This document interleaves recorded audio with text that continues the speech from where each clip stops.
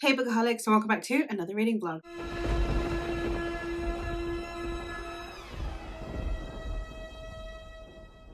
In today's reading vlog, we are starting another one of my horror vlogs in which I am trying to read through various different subgenres of horror to see which ones I enjoy. I started doing vlogs like this last year where I did a load of romance vlogs where I tried out lots of different subgenres of romance to see where my tastes fell, and I'm doing the same this year. So far I have done horror romance, and then I've also done gothic horror, and now we're jumping into paranormal horror. I wanted to do paranormal horror in a different way, and no, paranormal horror a lot of the time ends up being mostly vampires and werewolves. As much as I like vampires and werewolves, I wanted to do something a little bit different. So I've got 3 books on here today that I'm hoping I will really enjoy. I have 2 on audio, which is unusual for me. I'm not much of an audiobook girly, but with moving and everything, I kind of thought there might be quite a lot of things that I might need to be on the go doing, so it would make more sense for me to have audiobooks so that I can actually get through them. So let's go through the 3 books that are for this vlog, although I'm sure you've seen them in the thumbnail, see what my expectations are for each of them. The first one we're going to talk about today is Witchcraft for Wayward Girls by Grady Hendrix. This is a witchy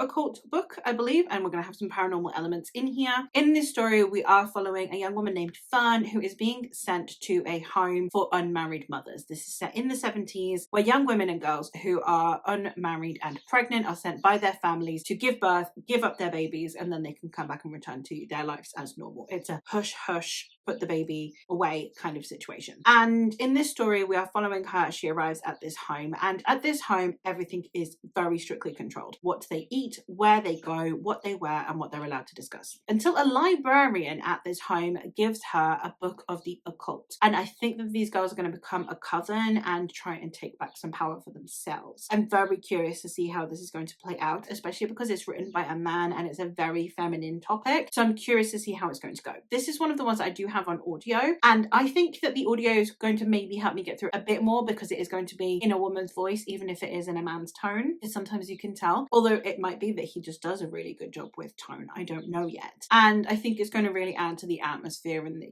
creepiness as well. This is my first Grady Hendrix. With this whole vlog series, I'm trying to make sure that I am reading new authors for every single one of these prompts. So I am trying to diversify not only the subgenres of horror that I'm reading, but also the authors that I'm checking out, so that then I'm adding to my repertoire of authors that might eventually become auto-buy authors. So I've not read Grady Hendrix before. This might be an unusual one to jump in with, but it fit the prompt. I got it on audio. Let's give it a try. The next one I have is Ghost Eaters by Clay McLeod Chaplin, and this one is a ghosty one, and we are following a group of friends who one of them has potentially discovered a way to talk to the dead. However, he then dies, and the whole friendship group take, I guess, the potion or whatever it is that the friend made, and they end up being able to talk to the dead. I don't know if that means they're going to be able to talk to their friend, potentially if they're going to be haunted by their friend, if it's to do with discovering what happened to their friend. I don't know. I just know that someone discovered how to talk to the dead. The friends then also take this potion that helps them talk to the dead, and the friend themselves is dead. I don't know much more. It sounds like it's going to be very atmospheric. I've heard good things about this one. It doesn't have the highest rating on Goodreads, but I feel like horror is going to inherently be more divisive, so I kind of take that with a pinch of salt. So I'm curious to see how I'm going to fare with it and how the atmosphere is presented, especially in this one. I don't even know what the setting is. I don't know if this is a contemporary setting or a historical setting, so we'll see how it goes. This is probably the one that I am most curious about in terms of how I'm going to feel about it. I think if I were to rank them, this is like the one that I am least sure on which way it will go. So hopefully I will have a good time with it. And then the last one that I have is another one that I also have on audio, and that is Bat Eater by Kylie Lee Baker. This one is a post-pandemic story in which we are following a woman who is a crime scene cleaner, I think. She's completely desensitized to it, and nothing has desensitized her more to her job than witnessing her own sister's death after she was thrown in front of an oncoming train, and the words that the man yelled at her before doing so have haunted her ever since, because the words were "Bat cat eater. Now, of course, as I said, this is post-pandemic, so we are very much dealing with a racially inspired murder. She eventually gets roped into looking into a series of mysterious deaths that seem to be happening to East Asian women. And in the meantime, she is also potentially haunted by a ghost. I'm very curious to see how I'm going to fare with this one. I think this is going to be my biggest hit. I think it's going to be my biggest success of the three. This is the one that if I were going to put all my eggs in one basket, it would be this one. It just sounds like it's going to be right up my street because it's going to have a lot of creepy elements and a load of social commentary in one go. And obviously I appreciate that Witchcraft for Wayward Girls is going to do that too, but this is the one that I think is just going to be most up my street. We'll see how I fare with them. So once I have started reading one of them and have a few thoughts to give, then I will let you know, and I will check in as periodically as possible. I'm trying not to keep these too structured and just to check in when I actually have a few thoughts instead of just, oh, it's been 20%, I should probably check in. So we'll see how big the kind of chunks in between happen to be, but I'm very excited. I'm a very slow audiobooker, so this vlog is going to take a little while, but I hope that I will still manage to get quite a lot out of it regardless. Hey vlog, I'm here to check in because I have now made some progress in both Witchcraft for Wayward Girls and also in The Ghost Eaters. So I thought I would give some thoughts. I have read the first 18% of Witchcraft for Wayward Girls, which gets me to chapter 8. In this, so far, we've had our protagonist go and be taken to this home for unmarried mothers. She is taken by her father and it shows the strained relationship with her father, and we are also seeing her try and settle into this school. We've also seen the circumstances that ended up leading to her being an unmarried mother in this time period. It's definitely been interesting so far. The narration's going really well, and I think I'm really enjoying the fact that I'm doing this via audio. I think that is suiting what I'm looking for in this book. I am interested enough in the character, and I think that the group of women in here is feeling very interesting. It's feeling a little bit Girl Interrupted coded, and that can go either way. For me, I'm curious to see how this book's going to get handled on that basis, because this could very easily be a girls book or not, especially because it's written by a man. So I'm very interested to see how I'm going to fare with that as the book goes on. We're also seeing the way that these girls are very clearly being subconsciously indoctrinated and even on occasion practically forced into signing papers that will basically hand over their children. It's definitely an interesting topic, and I'm excited to see how this gets handled. I'm not going to pass judgment on it yet, other than that I'm enjoying the way the story is being told, but the themes are ones that are very precarious and can very easily be mishandled. So I'm curious to see which way I end up falling on this. It might be that I think certain things are handled well and certain things are handled badly, or all of it's handled well or all of it's handled badly. Only time will tell. So far, so good. I have also read the first 23% of Ghost Eaters. I've read part 1. And so far we have had it where this group of friends in the prologue, when they're all young, they go to some kind of cemetery and they are trying to do some kind of seance, and it's all a little bit fucked up, and even the police get involved and everything. And then we're seeing them as adults, and the kind of ringleader of the group is a fuck up, for want of better words, and he constantly is putting on his friends. Like, it's very much, if he says jump, you say how high kind of mentality. Everyone is just a little bit taken in by him at all times, and he is trying to flee a rehabilitation center for the gajillionth time, elicits our main character's help in doing so, and then things start to go bad from there. And as we know from the blurb, Silas, by the end of part 1, is dead. He's died of what seems like an overdose, and we are going to then see how that impacts everyone else. I am excited to see what the purpose of this book is going to be. We've already seen certain breadcrumbs be brought in that are then going to get explained and developed on throughout the story, I suspect. So I think that's going to be really interesting, and I definitely would like to see how this develops, but also why. Like, what is the point of the story as a whole? So at the moment, I don't have a huge amount of thoughts other than that the prose style is quite interesting. The characters feel relatively like real people. They're a bit messy, they're not perfect. I would say that some of it does feel a little bit melodramatic, but not in necessarily a bad way. At the moment, I don't have very strong feelings either way, but I am curious enough to continue. So far, relatively well. Nothing to write home about and be like, oh my god, I'm having such an amazing time time already, but definitely like, okay, let's keep going. Let's see where this is going to go. And I think these are the kind of books that are leaning into that. They're supposed to hook you with intrigue. That's it. At the moment, from the start of these books, all I should be getting is interested enough to get to the meatier chunks a bit later on. So once I have some more thoughts or something specific to say, I will hop back in and let you know how I'm faring. All right, vlog, I'm here to check in because I have now gotten to the end of part 2 of Ghost Eaters. I haven't made as much progress as I would like with Witchcraft for Wayward Girls, so today we're only going to talk about Ghost Eaters. But I am liking Ghost Eaters. I think it's got some interesting themes going to it. I think the atmosphere is quite interesting. The way that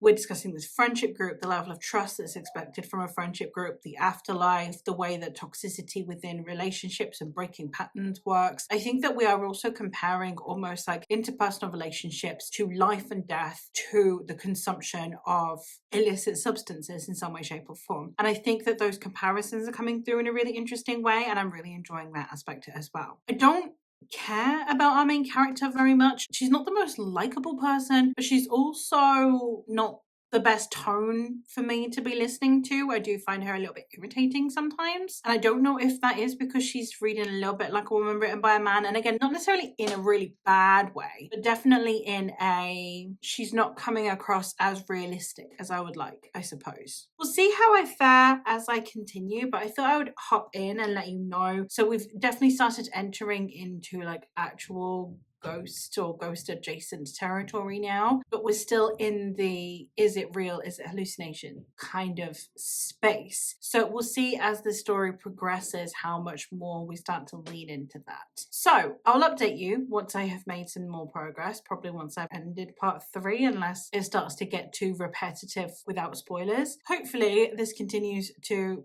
entice me, but hopefully it also kind of lures me in on a emotional or something level, or at least some kind of deeper level. Hey vlog, I'm here to check in because I have made an itsy bitsy bit of progress. So I have finished Ghost Eaters and I've made a bit of progress in Witchcraft for Wayward Girls. I was going to check in sooner with Ghost Eaters, but they got to a point where I thought, no, I'm gonna just keep saying the same thing again and again, and there's no point. I nearly DNF'd this book, so it was kind of hit or miss as to whether I would even bother finishing it. So I knew that I would just keep saying the same things, so there was no point in a halfway check-in. I didn't like this book. I've given it 2 stars on the basis that it is innovative, I suppose. It's a unique take on the haunted house vibe because it's like haunted crack house, but this was less of a horror and more of just a group of really, really, really toxic people being really toxic. That was it. It wasn't what I signed up for. I signed up for a messy group of friends and I signed up for creepy horror and ghosts. It didn't feel like that. It felt like a load of junky friends being really toxic. And I understand that it's trying to draw parallels between drug consumption and the addictive nature of it. And I understand that it's talking about the way that we isolate ourselves from our loved ones and all of that. Like, I understand why it's doing what it's doing. Regrettably, it didn't actually make me enjoy the book anymore though. So not quite what I was wanting out of this story, sadly. Our main character was rather insipid and such a pushover and easy to push around. Again, I get where it comes from, and then you have the charismatic dumpster fire of a best friend and he's toxic and just everyone sucked, and that was it. And there was no rooting for anyone and there was no real point to half of it. It was just people being messy. And if I'd gone into a book, like, I know that there are a lot of books that are kind of pitched that way, of just like, oh, it's just a really toxic messy group of friends, and I've been fine. Like, I don't mind reading toxic messy people because I liked Diavola, which is one of the other ones that I read in the previous vlog to this and my gothic vlog. I liked Diavola and everyone's just a load of messy people, but in this case family instead of friendship group. But this one just didn't work for me because I just wanted to throttle everyone. I think it might also come back to the fact that, like, I have not been part of, but sort of like periphery to groups of friends that are like that, and they used to piss me off back in the day. So they don't piss me off any less now. So yeah, just not for me and I'm kind of sad about it. I'm a bit bummed. This is probably the biggest dud we've had so far out of the horror vlogs, which is a shame. I have made some progress, as I said, also in Witchcraft for Wayward Girls, and we have started to enter into the witchy bit. And I am really liking the symbology that we are using the witchiness for, and the way that it is highlighting the things that women go through. If you're going into this book and you are expecting one, a horror book, and two, a witchy book, you might be a bit disappointed. At the minute, it's more about pregnancy and maternity and the history of the treatment of women, and the horror part is more just the real life horrors of pregnancy, and especially young pregnancy, or medical misogyny, or the way that women have been treated throughout history. Those are more the horror elements, at least, that we've had so far. We've only just entered into the witchy bit. I think I've listened to maybe 2 chapters that have included the witchy stuff, which is what I listened to last night. But aside from that, the witchiness is more just symbolic of the way that women could reclaim their power, if that makes sense. I'm really liking the message of this. I'm not sure how much I'm feeling like it's a horror at the moment. I'm assuming it's going to get more horrifying, but at the minute it's not feeling like a horror, but I am enjoying it nonetheless. So I'm going to continue that one. I'm done with Ghost Eaters. I can't start Bat Eater until I've finished Witchcraft for Wayward Girls, because they're both audio and I don't want 2 audios on at the same time. We'll keep working our way through Witchcraft for Wayward Girls. I'll probably check back in maybe at the halfway point, or unless I've got something really significant to say, and we'll go from there. Hey vlog, the loudest bird in the history of birds is perched just outside my window, so I'm really sorry if you hear the chirping. But I have now made some progress with Witchcraft for Wayward Girls, so I thought I would check in. I am having a time with this. It's so intense, both in terms of the, I suppose, the aesthetic that we're going for now. We've really started to lean into the witchiness, and some of that is quite ethereal, and then some of that is quite creepy, I guess. And then you have the social historical commentary side to do with the girls, to do with their relationships with their babies. I'm really appreciating the discussion the book is trying to have, but there is a part of me that kind of wishes that we didn't have the horror part. Actually, it's like we don't need it, or for it to not be going in the level of direction that it's going in, you know, for it to have been quite subtle. This could definitely have been a really good magical realism instead of a horror, especially if it were written a bit differently. And I don't know if the witchiness is now serving in the way that I want it to, but I'm still enjoying the story. I'm still enjoying the commentary that we're having. I'm enjoying the book still. My brain keeps going to the things I wish it was instead of what it is. But I'm having a good time. I'm glad that I'm reading it. I'm excited to continue, which is what we always want. Again, the audiobook is super easy for me to get through. I've just been kind of making sure that I listen for at least an hour every day. So I should be through it in, I think I've got 8 days left if I'm doing an hour a day, which is quite good going. I'm looking forward to seeing where this goes. We've already had some emotional moments. I feel like it's going to keep ripping my heart out, and I'm really worried about that and scared, and I hope the ending has at least a little bit of catharsis, that it's not just all awful by the end. I don't think I'll mentally recover from that, so we'll see how I fare, but I am excited to see where it does end. Did I even tell you that I'm 50% of the way in now? I think I'm about 54% actually. I don't know if I'll check in again now until I've finished it, solely on the basis that I don't know how to continue talking about this in a spoiler-free way. It could be that I hop back in, but who knows. I'll possibly see you on the other side. Alright vlog, I'm doing a quick check-in, because while I haven't actually finished Witchcraft for Wayward Girls, I am close to finishing though, I have now sped up the audiobook. We got to a point where the horror started to kind of kick in and it was losing me a little bit, so I decided I would speed up the audiobook to see if that would help at least get me through to the end. So while it's not a book that I am not enjoying, it definitely is losing me a little bit, and I definitely would have enjoyed this more if it weren't a horror. I'm probably going to be finishing this sooner than anticipated now, because obviously it's sped up, so I'll still listen to an hour a day, but I've sped it up to 1.5 speed, so it will get by quicker. I think for me, it's one of those situations where I think the book itself could have really been like new favorite territory, and now I'm in a position where I'm speeding up the audio instead. So I thought I would check in and kind of let you know that the situation has changed a little bit. I'll get more into it once I finish the book and I know for sure how I definitely feel about it as a whole before I give you some like final thoughts on it. But yeah, that's where we're at the moment. Get comfortable. We're going to be here for a minute because I have finished Witchcraft for Wayward Girls. I have feelings about this book.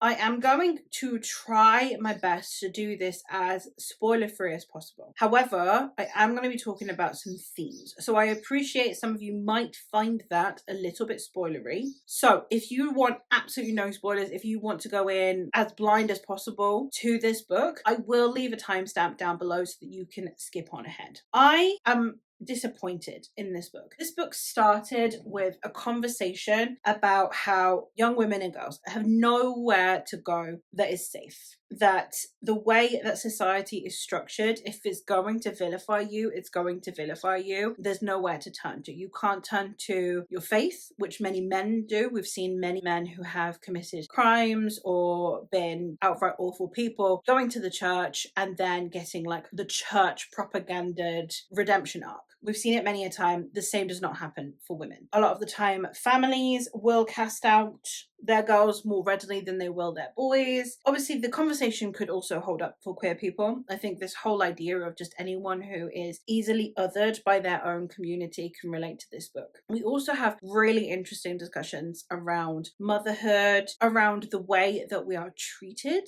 as mothers as well. Not only the expectations put on us, but also, I guess, when women are presented with the decision of having a child, the way that anti-abortion works against women, the way that forced adoptions work against women, the way that you are vilified if you don't bond with your baby, but also at the same time there are institutions that would happily take your baby away from you in these circumstances when you're unmarried and you don't fit the specific mold. Lots of really important conversations happening in this book. One of the things that I have as well is that I think it's really interesting that the book decides that these girls need to resort to witchcraft and to witchery on the basis that they've got nowhere else to turn to.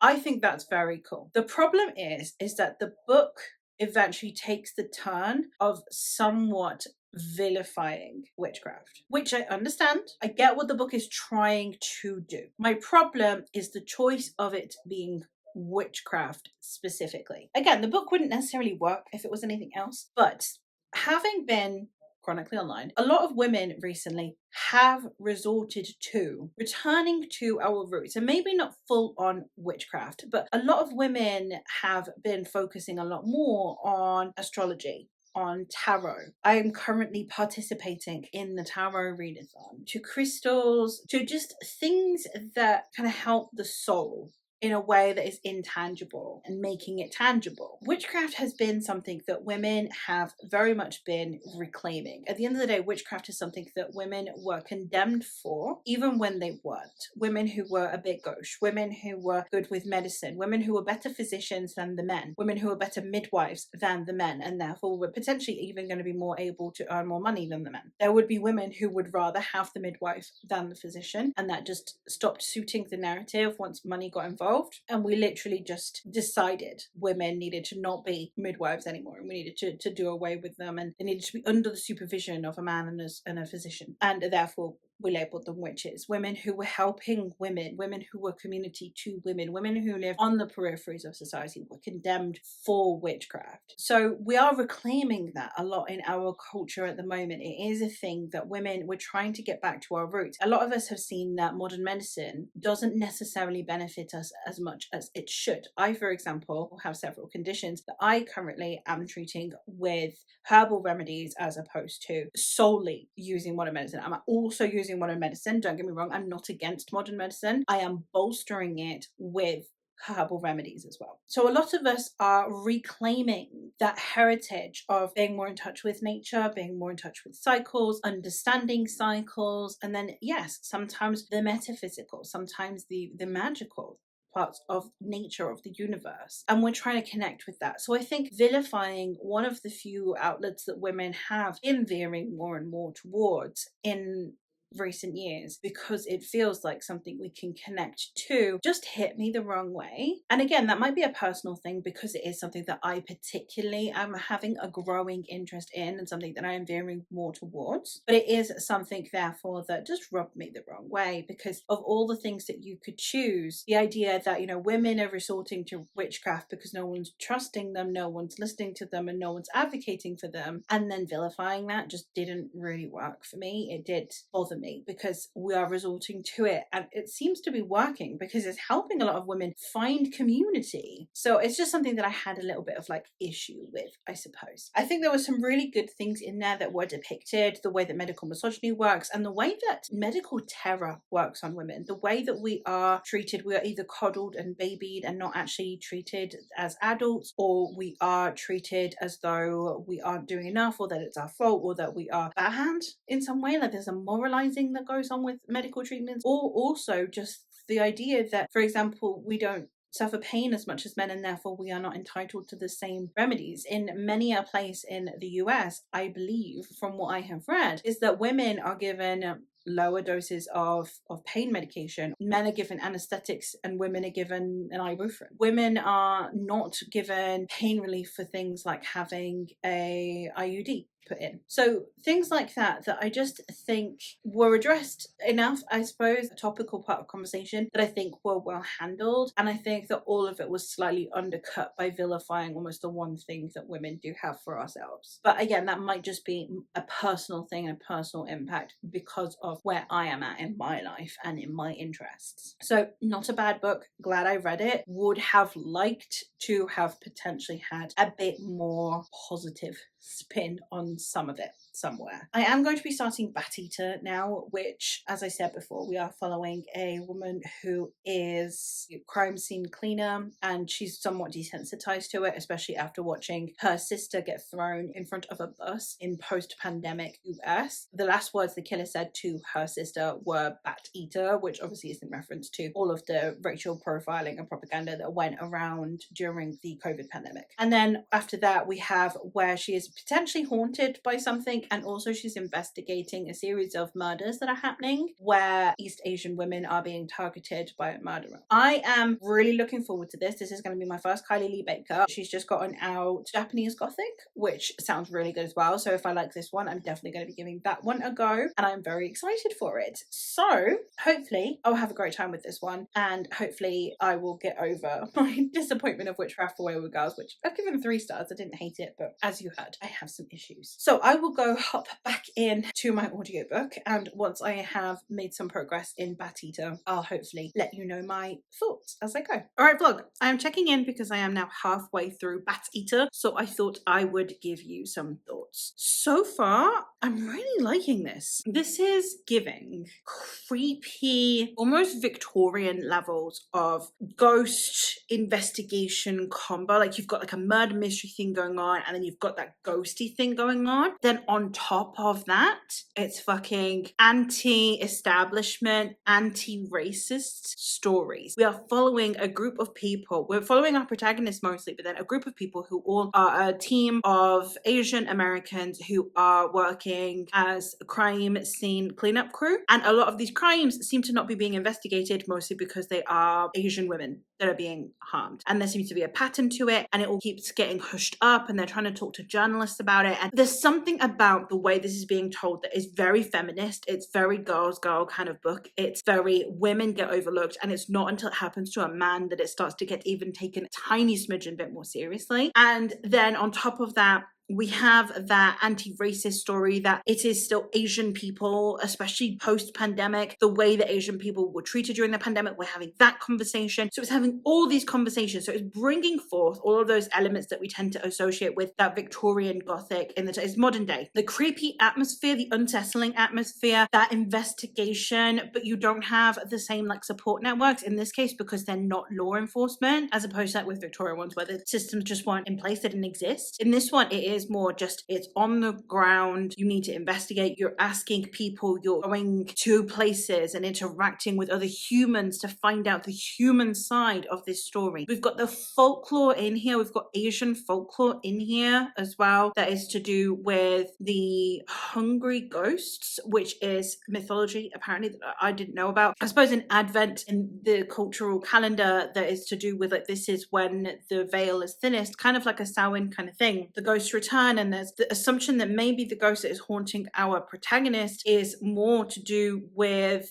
her sister who was murdered in a horrible way, all these things. I am really enjoying the huge array of different themes and tones and vibes and atmospheres that are being woven together in this story. I am having a phenomenal time. I am really enjoying this. And thank God, because this vlog was just like, I had a 2-star and then a 3-star. So, you know, this one's gotta be 4 or 5. Come on. Everything about the discussions that are being had in this book, all of the ways that the interpersonal interactions are working. One of my favorite things in this, my absolute favorite fucking thing, is our female protagonist is believed by her friends and family. It started to come about and she started seeing the ghost, and I thought, oh, we're not going to believe her. She's going to be told she's insane over and over. She's not. Both of her friends, who are also Asian, and her aunt, also Asian, also completely understand how this mythology works, and they believe her. There's no one out here gaslighting her like she's crazy and, you know, her having to prove that she's not insane or prove to herself that she's not insane. None of it. Absolutely fucking none of it. And I love it. I love it so much. We've got just all these people like, yeah, sounds solid. We've seen it too. Let's go. What do you mean? The thing is, I think that pisses me off, because if my friend told me they were seeing a ghost, I'm not much of a believer in ghosts. If my friend told me they were seeing a ghost, I feel like the least helpful thing I could do is tell my friend they're insane. Most people who think they're seeing ghosts don't think they're sane. Me being like, oh, you're crazy, it's not going to help. They were like, listen, I think I'm seeing ghosts. I'd be like, okay, let's talk about it. Not, let's check you into a fucking asylum. Like, I know my friends. I know they know their own levels of sanity. So, like, even if you don't believe in ghosts, just getting on board with supporting your friend won't kill you. But the fact that this lot are just down to help. Yes, yes, yes, please. There's been a couple of not hugely realistic things. I appreciated that even in and of itself kind of displayed, I suppose, a little bit of social expectations, potentially even subconscious racism. I'm not going to get into it, but the first victim that's male, they then start investigating. One of the things that they do, I don't think this is a spoiler, but just in case, I suppose, bear in mind, one of the things they do is that someone pretends to be this guy's wife, like grieving wife, who's gone to go collect his things so that they can get into his office, right? And because they're Asian and the victim is Asian, no one really questions it. And I think that's even though it's not very believable, and it's not very realistic, because, you know, you'd think that the people in the office would at least have an idea as to whether he was married and who he was married to. You'd think he'd maybe have like pictures of his wife or something. You never know, right? It does lean into that idea of like, oh yeah, you're Asian and female, that tracks, you know? And I like that. I like that it is having those really subtle conversations. It's not even fully a conversation, I think, unless you pick up on it. And I really like that. So I'm having a wonderful time. Thank the Lord. I thought I would, but I just wasn't expecting to feel this elated by how impactful it is. I know that sounds bizarre because it's talking about really, really difficult things, but I think after having read Witchcraft for Wayward Girls and me wanting it to have conversations and it veering in a direction that I found frustrating, I think that we're having these conversations and we're not pushing the stereotypes, we're pushing back against them. If we lean into them, it's to push back against them. We're not having to have the same old arguments of like, oh, well, clearly you're crazy because you're seeing ghosts, or, oh, no, it's not only targeting Asian women. Like, we're not dealing with it in a way of the people around her having to deal with this. It is a systemic issue. We're fighting the system. And I like that so much. And I think, yeah, just after everything that's happened in the 2 previous books, I'm really craving the thematic richness of this one. And it's really feeding into what I want to be reading about right now. The conversations I would like to be having in a way that I'm not finding frustrating. Even when I'm frustrated for the characters, I don't feel like the author is trying to frustrate me, trying to get me to understand, to empathize, to feel, to get that rage out that I'm feeling against the system, but not to just sit here in my little box and feel annoyed about things. That's not helpful. And I don't know, I'm really enjoying that. I'm rambling now, having a great time, looking forward to continuing. I'll hop back in once I'm done. I'd like to pretend I'm going to be the person that's going to hop in before. I'm not. I am flying through this audio.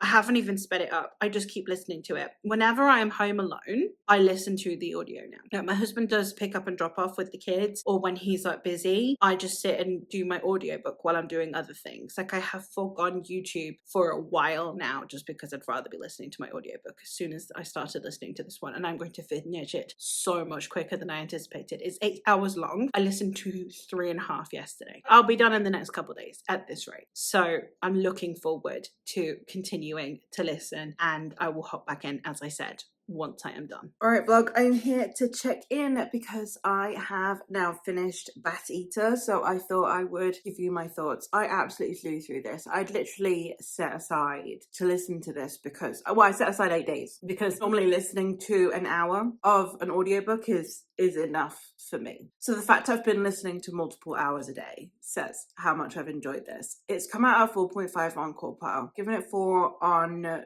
Goodreads. I very rarely round upwards. It's normally just if I disagree with Corpile. And I really did enjoy so many elements of this book. I think that it all came together just so well. The second half became much more horror based. There were a lot more really intense scenes that you would expect from horror. While I think that like the thematic richness was still there, the emotional connection was still there. I think that once we got into a little bit more action and certain things started happening, more than anything, just I guess the believability decreased a little bit, but everything else I think was still absolutely fantastic. I think it did such a good job of all of the conversations it was trying to have from an anti-racism perspective, from like a discussion around racism, from a tear down the system conversation as well. While I would have, I guess, never been able to predict the outcome of this book, it's not the kind of book that I find hugely predictable because it is, you're just along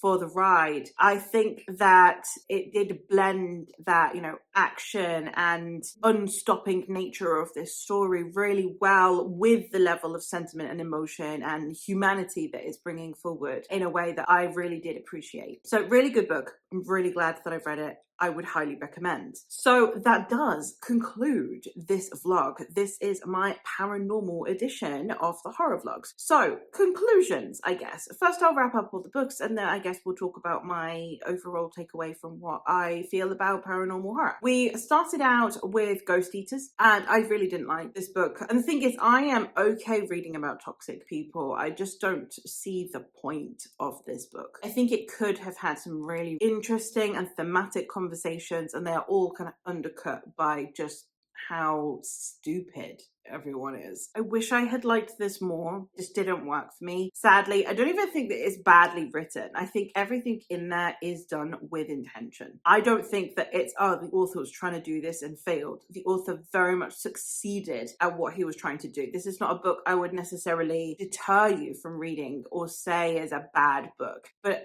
I didn't like it and I had an unpleasant time reading it. Then we have Witchcraft for Wayward Girls, which I gave 3 stars and I had issues with, but they feel like they are much more me issues, like it's a me problem. I think that this topic is handled well, especially for horror and it being written by a man. I had my reservations and I'm happy to say that it was handled well. I think just certain elements of the direction it went in weren't right for me personally, but I really do appreciate the story itself and I'm really glad that I read it. Which brings us of course to conclude with Bat Eater, which I've given 4 stars. I've really enjoyed this. I'm really glad that I read it. This one I think highlighted so many societal issues in a way that was really engaging, that didn't feel preachy, and yet at the same time is bringing to light some of the issues that different cultures and minorities see. I really liked that we had someone who was seeing ghosts and was believed. We didn't have to go through that "you're insane" ordeal before someone else sees them and then believes them, you know, like we didn't have to go through any of that. And I really liked that we bypassed some of the things that I find more irritating in horror. So overall, I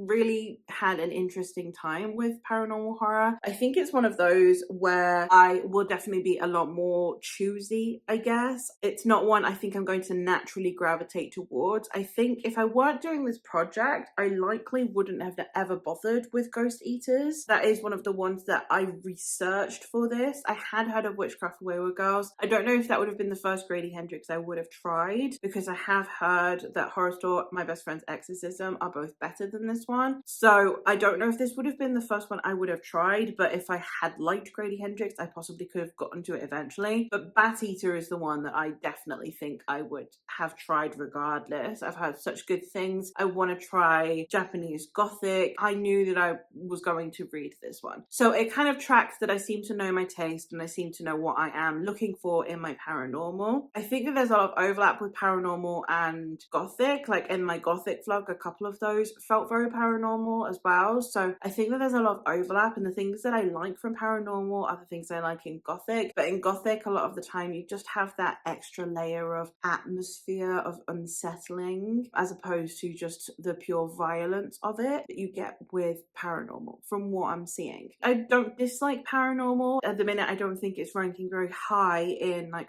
overall subgenre that I like, but when it hits well, I guess is where I'm feeling about this one at the moment. But that is the end of this vlog. So let me know if you've read any of these and your thoughts on them. Let me know what are some of your favorite paranormal horrors and ones that you would recommend, especially ones that you think I'll like, especially given the ones that I liked from this, elements I did like from these. The next one I'm going to be doing is cosmic horror. So if that's something you're interested in, stick around because I know very little about cosmic horror. Hopefully you'll stick around and we can figure out together what cosmic horror actually is. That is all from me for today. So thank you ever so much for watching, and I will hopefully catch you in another one soon. Bye.